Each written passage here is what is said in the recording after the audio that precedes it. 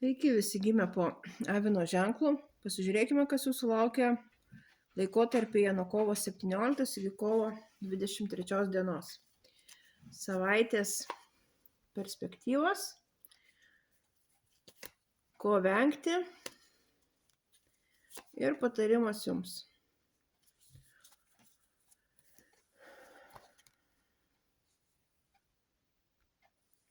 Ateinančią savaitę jūsų laukia susitikimas su kažkokiu tai žmogum užimančiu aukštas pareigas, galbūt tai jūsų viršininkas, galbūt tai savo srities specialistas. Ateinančią savaitę jums gali tekti priimti labai svarbius sprendimus. Ko vengti?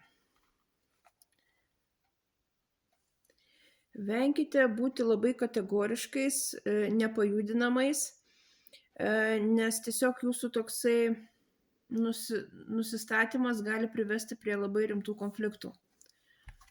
Ir patarimas jums.